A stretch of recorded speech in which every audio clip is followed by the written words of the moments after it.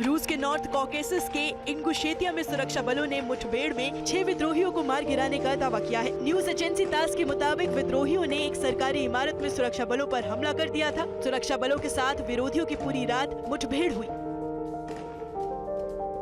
रूस के कब्जे वाले क्रीमिया पर यूक्रेन ने बीती रात ताबड़तोड़ हमले किए। रूस का दावा है कि एयर डिफेंस सिस्टम ने यूक्रेन के 38 ड्रोन को तबाह कर दिया। हमले में किसी तरह का नुकसान नहीं हुआ है।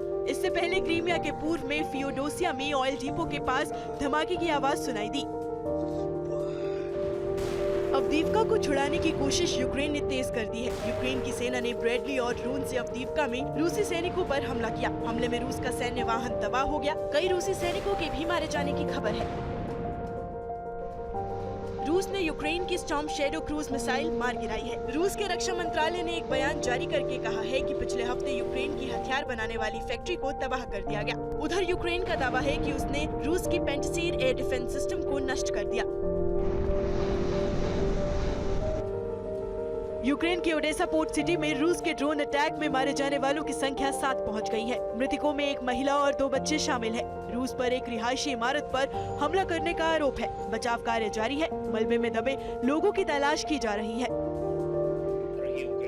यूक्रेन के राष्ट्रपति जेलेंस्की ने पश्चिमी देशों से जल्द हथियार और एयर डिफेंस देने की अपील की है। ये अपील ओडेसा में रूस के भीषण हमले के बाद की गई। जेलेंस्की ने कहा, सहयोगी देशों में हो रही आंतरिक राजनीति से यूक्रेन को नुकसान हो रहा है। यूक्रेन ने रूसी सैन्य ठिकानों पर हमला किया है। Mi-24 लड़ाकू हेलीकॉप्टर ने रूसी ठिकानों पर हाइड्रा रॉकेट दागे हैं। उधर डोनेस्क में भी यूक्रेन ने रूसी कॉम्बैट व्हीकल पर हमला किया। हमले में वाहन तबाह हो गया।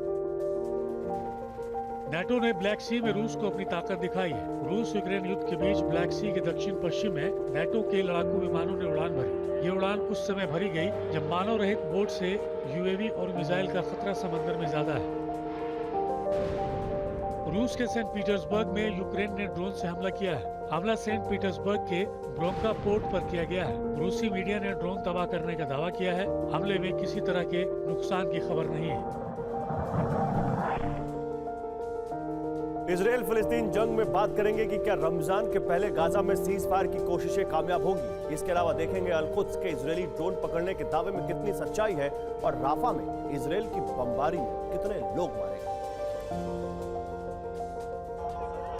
राफा में बीती रात इजराइल की सेना की बमबारी में मरने वालों की संख्या 14 हो गई। मरने वालों में 6 बच्चे भी शामिल हैं। वफा न्यूज एजेंसी की रिपोर्ट के मुताबिक इजराइल के लड़ाकू विमानों की बमबारी में एक ही परिवार के 10 से ज्यादा लोग घायल भी हुए हैं। दक्षिण गाजा में इजराइल की सेना ने पिछले 24 घंटे में भीषण हमला किया। सेना का दावा है कि उसने सिविलियन इलाके में छुपे हमास के लड़ाकों को निशाना बनाया। एयरफोर्स ने 6 मिनट में 50 हमास के ठिकानों पर हमले किए। हमले में दर्जनों लड़ाके मारे गए।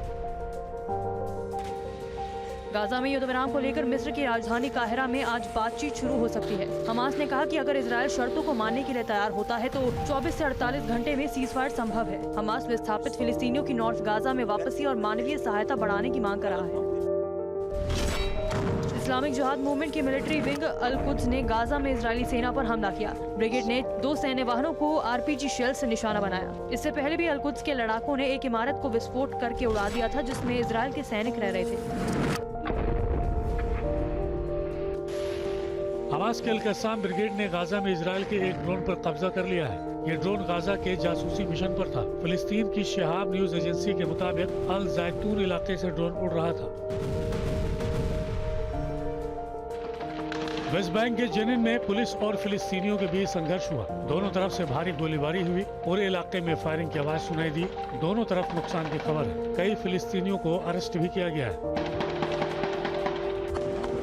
वेस्ट बैंक के रामल्ला में इजरायली सेना की फायरिंग में एक 13 साल के फिलिस्तीनी बच्चे मोहम्मद खालिद जायद की मौत हो गई। फिलिस्तीनी रेड क्रिसेंट सोसाइटी के मुताबिक जायद के सीने में गोली लगने के बाद उसे अस्पताल में भर्ती कराया गया लेकिन उसे बचाया नहीं जा सका।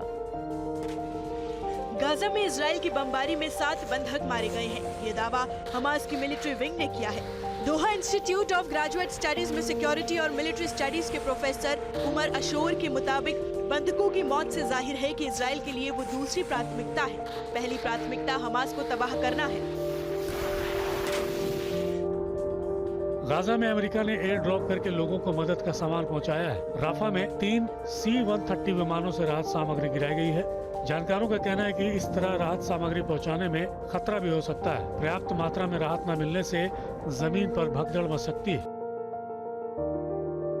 और रेड सी में हूती के हमले के बाद फर्टिलाइजर से लदा ब्रिटिश जहाज डूब गया है। वॉर जोन में आज हम बात करेंगे इस जहाज के डूबने से समुद्री पर्यावरण को किस तरह का खतरा पैदा हो गया है।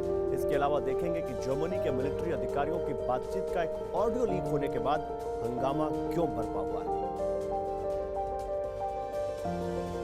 रेड सी में ब्रिटेन का रूबी मार कार्गो शिप डूब गया। हाल ही में हूती ने शिप पर मिसाइल से हमला किया था। जहाज में 40,000 टन फर्टिलाइजर लदा था, जिसकी वजह से समंदर में पर्यावरण का खतरा पैदा हो गया। अल जजीरा की रिपोर्ट के मुताबिक समंदर में ऑक्सीजन की कमी हो सकती है। रेड सी के ऊपर उड़ते हुए एक ड्रोन को इटली की नेवी ने मार गिराया है। यह ड्रोन इटली की नेवी शिप को टारगेट करने के लिए छोड़ा गया था। इटली के रक्षा मंत्री के मुताबिक ड्रोन हूती विद्रोहियों की तरफ से छोड़ा गया था। अमेरिका ने कहा है कि रेड सी में हूती के हमलों से विश्व व्यापार को नुकसान पहुंचा है। इसके बावजूद हजारों जहाजों का आना जाना जारी है। इसकी वजह हूती विद्रोहियों पर अमेरिका और सहयोगी देशों की एयर स्ट्राइक है। अमेरिकी रक्षा मंत्रालय के मुताबिक पिछले 3 महीने में करीब 4,677 कार्गो जहाजों ने लाल सागर को पार किया है। हिजबुल्लाह ने दावा किया है कि उसने इजराइल की मिलिट्री साइट पर वोल्केनो मिसाइल से हमला किया। नॉर्दर्न इजराइल में स्थित इस साइट का नाम जल अल अलम है। हमले में भारी नुकसान का दावा किया गया। जर्मनी में यूक्रेन युद्ध को लेकर लीक हुई बातचीत का मुद्दा गर्माता जा रहा है। चांसलर ओलाफ शोल्स ने इस मामले को बेहद गंभीर बताया है। जर्मनी की जीपीए न्यूज एजेंसी के मुताबिक ऑडियो लीक की जांच की जा रही है। ऑडियो लीक में कथित तौर पर जर्मनी के सैन्य अधिकारी यूक्रेन को समर्थन देने और टॉरस मिसाइल के इस्तेमाल पर चर्चा करते सुनाई दिए। सीरिया और असद सरकार और रूसी फोर्स ने मिलकर इदलिब और लताकिया में ताबड़तोड़ हवाई हमले किए हैं। हमले में 9 लोगों के मारे जाने की खबर है। इदलिब और लताकिया में कुछ इलाके विद्रोहियों के कब्जे में हैं। दावा किया जा रहा है कि हमला विद्रोहियों के ठिकानों पर किए गए। नॉर्थ कोरिया रूस को बड़े पैमाने पर हथियार सप्लाई कर रहा है। हाल ही में उत्तरी कोरिया ने 6,700 कंटेनर्स में रूस को 155 mm के 30 लाख गोले भेजे हैं। ये संख्या यूरोपीय यूनियन के यूक्रेन को भेजे गए शेल से 10 गुना से भी ज्यादा है। नीदरलैंड ने यूक्रेन को एक और मिलिट्री सहायता पैकेज देने का ऐलान किया है। जल्द ही 22 मिलिट्री और CP-90 बोट ड्रोन को भेजा जाएगा। स्वीडन ने भी जल्द ही यूक्रेन को हथियार भेजने की बात कही है।